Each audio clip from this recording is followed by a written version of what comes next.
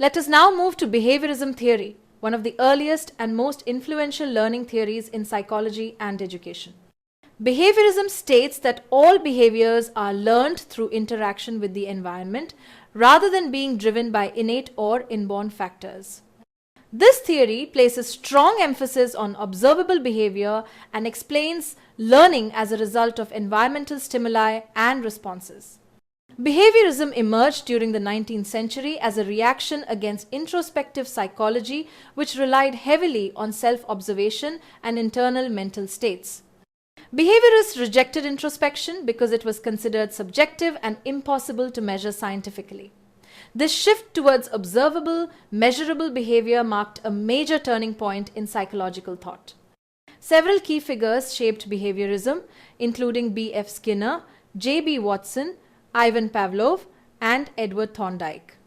These theorists strongly argued that behavior is not shaped by thoughts or emotions, but by environmental influences. According to behaviorism, learning occurs when a learner responds to an external stimulus. Ivan Pavlov famously demonstrated this idea through his experiments on dogs, where he showed that animals could develop conditioned responses when food stimuli were repeatedly paired with other signals. Pavlov's work introduced the concept of classical conditioning, which explained learning as the formation of conditioned reflexes, a concept that frequently appears in exam questions. Another major contribution to behaviorism came from B.F. Skinner, who proposed the theory of operant conditioning. Skinner explained that behavior is shaped by its consequences, meaning that actions followed by rewards are more likely to be repeated, while actions followed by punishment are less likely to occur. Positive reinforcement increases the likelihood of a behavior, whereas punishment decreases it. This idea of reinforcement and punishment forms the backbone of behaviorist learning theory and is a confirmed exam favorite, so it's worth remembering clearly. When we apply behaviorism to education, we see it reflected in behavioral learning strategies. Learning tasks are broken down into smaller, manageable steps so that learners can master one skill at a time. Hands-on exercises are used to demonstrate learning actively rather than abstractly. Teachers provide immediate responses during quizzes or practice activities so that learners quickly associate correct responses with rewards. Praise is used strategically to shape behavior toward desired outcomes, reinforcing positive learning habits. Skill development is encouraged through repetition, ensuring that learners practice until mastery is achieved. In academic contexts, this approach is commonly used to teach specific skills such as using quotation marks in searches, applying Boolean commands, using truncation in databases, or mastering precise citation styles. These examples show how behaviorism focuses on accuracy, repetition, and performance.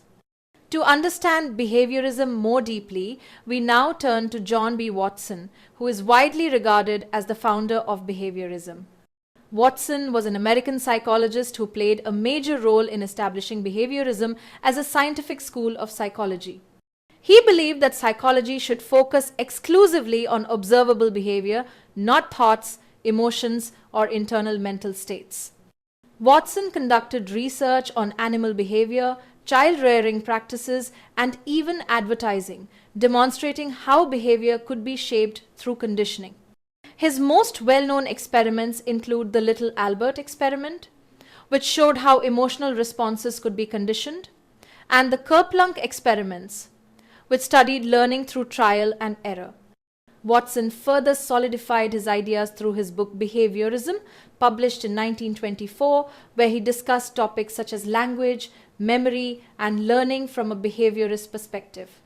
He strongly advocated conditioning as a core method for studying behavior and learning.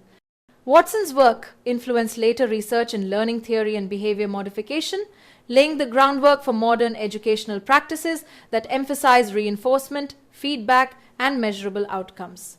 Let us now focus on one of the most influential figures in behaviorism, Burrhus Frederick Skinner, commonly known as B.F. Skinner, who lived from 1904 to 1990.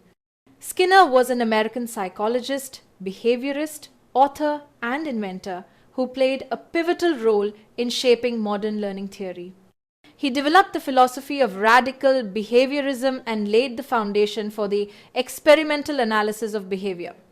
What made Skinner's work stand out was his emphasis on measuring behavior through response rate, which he believed reflected the true strength of behavior. Using carefully designed experiments, Skinner demonstrated how behaviors could be strengthened, weakened, or eliminated through systematic environmental control. Skinner's most important contribution to learning theory is operant conditioning, also known as instrumental conditioning. In this form of associative learning, behavior is shaped by its consequences. Simply put, behaviors are more likely to occur again if they are followed by reinforcement and less likely if followed by punishment. A stimulus, in this context, is anything that urges or stirs an action, and rewards often act as motivating stimuli. Operant conditioning explains how positive and negative reinforcement increase the probability of behavior, while positive and negative punishment decrease it. Skinner also introduced the concept of extinction, a process through which behavior gradually disappears when reinforcement is withdrawn. Let's begin with positive reinforcement, which strengthens behavior by providing a reward or incentive after a desired response. The reward itself acts as a reinforcing stimulus, encouraging the learner to repeat that behavior. For example, a child who receives chocolate after completing homework is more likely to complete homework again in the future. In classroom settings, this could be as simple as a teacher saying, "When you learn this, you will be able to carry out your project." This statement motivates learners and has been directly asked in exams. In exam terms, positive reinforcement refers to situations where behavior increases in frequency after the presentation of a stimulus such as praise or rewards. So make sure to highlight this definition while revising. Closely related, but often confused, is negative reinforcement. Negative reinforcement does not mean punishment. Instead, it involves removing an unpleasant stimulus after a behavior occurs, thereby strengthening that behavior. The removal of discomfort acts as a reward. For instance, a student completes homework to avoid a fine of 100 rupees, and this avoidance motivates repetition of the behavior. In exam language, negative reinforcement is defined as a situation where behavior increases in frequency after the removal of an adverse stimulus, such as stopping a loud noise when a desired action is performed. This distinction between punishment and negative reinforcement is a classic exam trap, so remember it carefully. Now let's move to positive punishment, also known as punishment by contingent stimulation. Positive punishment occurs when an unpleasant or aversive stimulus is introduced after a behavior in order to reduce its occurrence. The goal here is not to strengthen behavior, but to discourage it. For example, spanking introduces pain following misbehavior, which reduces the likelihood of that behavior recurring. In exam terms, punishment is defined as the presentation of a painful or aversive stimulus to stop behavior, such as verbal scolding or imposing a fine. This concept has appeared multiple times in objective questions, so it's important to differentiate it clearly from reinforcement. In contrast, negative punishment, sometimes referred to as penalty or punishment by contingent withdrawal, works by removing a desirable stimulus after an unwanted behavior. The removal of something pleasant leads to a reduction in that behavior. A common example is taking away a child's toy when they misbehave, which discourages repetition of that action. Unlike positive punishment, no aversive stimulus is added. Instead, something enjoyable is withdrawn. Finally, we come to extinction, a crucial but often misunderstood concept in operant conditioning. Extinction occurs when a previously reinforced behavior is no longer followed by reinforcement, leading to a gradual decrease in its frequency. For example, if rats stop receiving food for pressing a lever, they eventually stop pressing it altogether. At that point, the behavior is said to be extinguished. In classroom or parenting context, extinction might involve ignoring a child's tantrum so that the behavior fades over time. One exam-tested definition describes extinction as the withdrawal of a pleasant stimulus or the application of an aversive condition to stop behavior, making this a high-yield concept for revision. Let us now move to another foundational theory under behaviorism, Ivan Pavlov's classical conditioning, which has been repeatedly tested in teaching aptitude and psychology questions. Ivan Pavlov was a Russian physiologist born in 1849 and lived until 1936, and he is best known for his work on conditioned reflexes. Although Pavlov was not a psychologist by training, his experiments revolutionized the understanding of learning. He demonstrated that behavior could be shaped by associating stimuli, showing how even involuntary responses could be learned. His work became famous through experiments conducted on dogs, where he carefully observed patterns of salivation in response to different stimuli. Classical conditioning, also known as Pavlovian or respondent conditioning, explains learning as a process of association between two stimuli. In this method, a biologically potent stimulus, such as food, is paired repeatedly with a neutral stimulus, such as a bell. Over time, the neutral stimulus alone becomes capable of eliciting the response. Pavlov first published his findings in 1897, and this work clearly demonstrated how two stimuli could be linked to produce a learned response.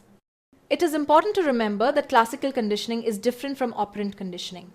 While operant conditioning deals with voluntary behavior shaped by consequences, classical conditioning focuses on involuntary responses that are automatically triggered. During his experiments, Pavlov noticed something interesting even before formal testing began. He observed that dogs started salivating not only when food was presented, but also when they heard the footsteps of his assistant who usually brought the food. This observation led him to identify the key components of classical conditioning. The unconditioned stimulus, or UCS, is a stimulus that naturally triggers a response without any prior learning, for example, food. The unconditioned response, or UCR, is the natural reaction to the stimulus, such as salivation. These two occur naturally and do not require conditioning, a point that has been directly asked in exams. Next comes the neutral stimulus, or NS, which initially does not produce any response related to salivation, such as a bell. After repeated pairing with the unconditioned stimulus, the neutral stimulus becomes a conditioned stimulus, or CS. At this stage, the bell alone can trigger salivation. The response produced by this conditioned stimulus is known as the conditioned response, or CR. In simple terms, salivating to the sound of the bell becomes a learned response. One classic exam-focused statement you must remember is that the stimulus which does not require any conditioning for desired behavior is called the unconditioned stimulus. This definition has appeared directly in objective questions. Overall, Pavlov's classical conditioning theory clearly shows how learning can occur through association. It explains how responses that are originally automatic and involuntary can be linked to new stimuli through repeated pairing.